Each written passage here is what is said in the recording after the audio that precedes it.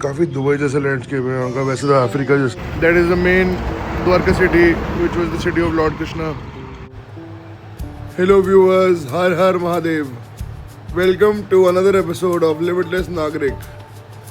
आज हम निकले हैं गिर नेशनल पार्क से और हम जा रहे हैं द्वारका, और रास्ते में हम माधवपुर, पोरबंदर और कुछ और जगहों को कवर करेंगे। तो जैसे कि आप देख सकते हैं यहाँ पे सिर्फ 6 मिनट्स में मैं पहुंचूंगा Madhavpur beach. And now we have arrived at Madhavpur and we just like a minute away from the beach and the entire highway crosses through the beach. So here as you can see Dwarka is very close, and here as you can see we made it to Madhapur beach. and अब आप देखिए left में view.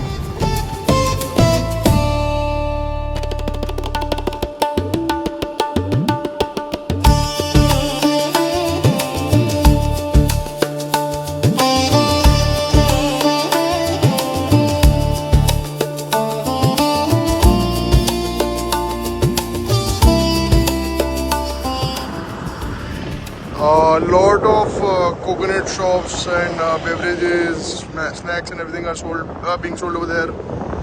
The Fun Resort is also over there, which is a must if you're coming here because it has a sea view room, and that would be the view from your room, and it's not that expensive, so it's great. And that side is the road heading to Dwarka. We'll be going further now because we didn't get a booking there.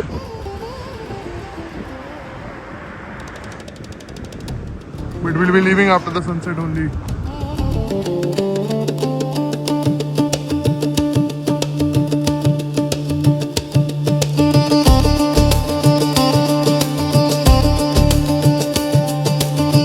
पाँच minute हुए नहीं और पूरा अंदर चला गया। तो अब चलते हैं पोरबंदर होते हुए द्वारका। और अभी द्वारका से अप्रोक्स 150 किलोमीटर पहले मैं ये व्यू देख के रुक रहा हूँ, बिकॉज इसके बाद वैसे भी डार्क होगा, पूरा कुछ दिखेगा नहीं। इससे पहले भी बड़ी प्यारी सी रिवर क्रॉस करी, और ये हर जगह है, खत्म ही नहीं होते। आपने देखा होगा प्रीवियस व्लॉग में।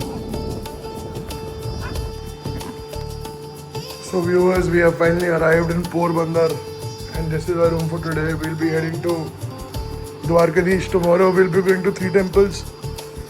At least 3 temples. We'll be going to Bhadkeshwar Mahadev as well, but 3 main temples would be, that is the sea view by the way. 3 main temples would be Nageshwar temple, then there's Dwarkadish temple, then there's Bet Dwarka temple. We'll be going to Bhadkeshwar Mahadev, which is a huge shivling on the seaside, I think.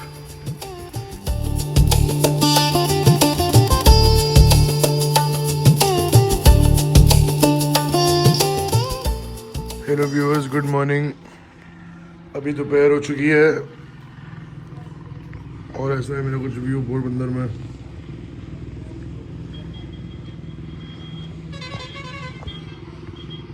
ये काफ़ी Dubai जैसा landscape है यहाँ का, वैसे तो Africa जैसा है पूरे गुजरात में, बट यहाँ का थोड़ा डिफरेंस है, ऐसा खुला खुला सा बड़ा सा। पहले ये ट्रीज वीज हैं अजीब से, फिर road, then there is that water body which probably isn't the river, but ऐसे गोवा में भी होता है, I don't know what that is.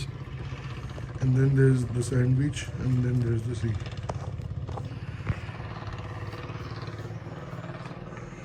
My rooms in a mess as usual.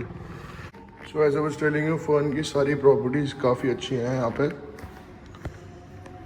And this is what reminded me of that. So I thought I'll show you. ये मैंने आने से पहले देखा था, but I didn't remember it कि ऐसी hotel है। कुछ अलग ही है भाई। तो भाई अब तो हद हो चुकी है, पता है, हद हो चुकी है अब। Not just there, but look at that side.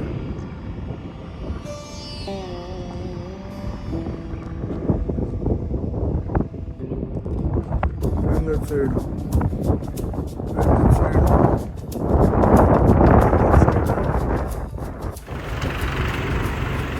That is the main Dwarka city, which was the city of Lord Krishna, and that is the main Dwarkadish temple, which we're going to visit at 5 p.m. But now we're going to my 6th Jyotirling, which would be Nageshwar Jyotirling. It should be about 5-7 kilometers from here.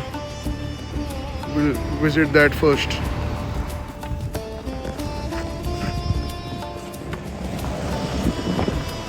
So viewers, as you can see, I have arrived at Nageshwar Jyotirling,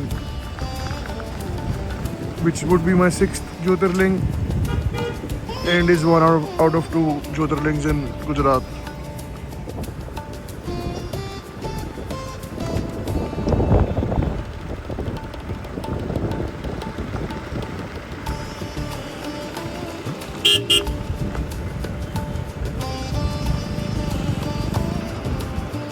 also मेरे को यहाँ पहुँचे हुए 20 minute से ज़्यादा हो चुके हैं और मैंने देख के मेस्मराइज हो चुका और 10 मिनट तक बस देखता रहा.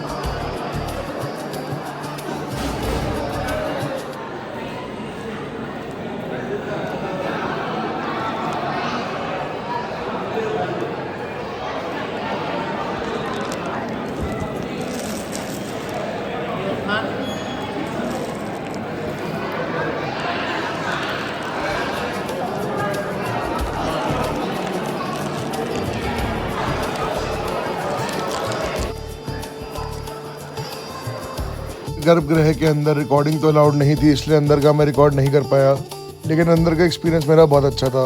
अंदर जाने के लिए मेरी 500 रुपये की एक टिकट कटी, जिसमें मुझे एक थाली दी गई जिसके अंदर काफ़ी सारी चीज़ें थी जिनको अंदर के मेन शिवलिंग ज्योतिर्लिंग पे चढ़ाया जा सकता था.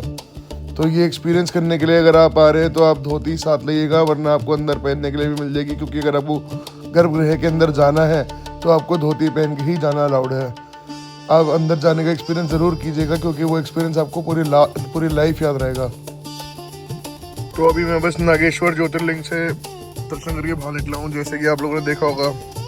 बट आप लोगों ने वो जो अंदर पार्ट देखा जहाँ पे सब बैठ के शिवलिंग पे जल चढ़ा रहे थे और पूजा कर रहे थे, वो मैं ब्लॉग में डाल नहीं सकता था क्योंकि अलाउड नहीं था.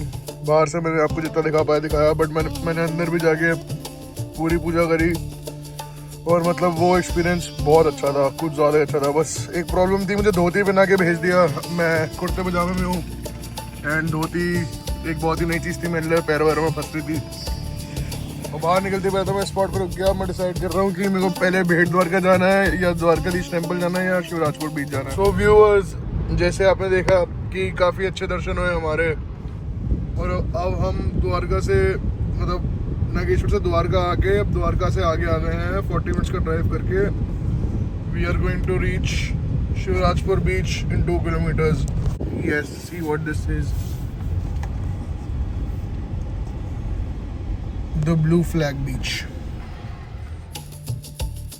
तो शिवराजपुर बीच से जस्ट आगे कोई और बीच है, मैं स्क्रीन पर नाम डाल दूंगा. वहाँ पे बहुत भीड़ थी, मुझे लगा शायद अच्छा एक्सपीरियंस नहीं होगा, और आई थिंक वहाँ वॉक भी बहुत थी, बट यहाँ भी वॉक तो है. मैं उधर पहुँच के दिखाता हूँ आपको. तो वॉक करके 2 से 3 मिनट की मैं इस परफेक्ट से सनसेट पे पहुँच चुका हूँ. यहाँ एक बंदा भी नहीं है, यू कैन सी दैट. और वहाँ देखो कितना अच्छा उधर भी. ये इसने बीट कर दिया दी के बीचेस को, और वो नहीं मेरी car.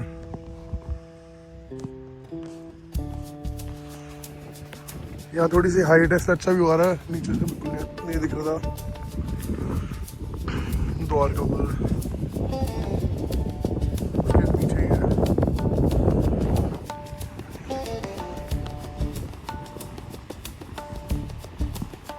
So I'm going to sit here for a while.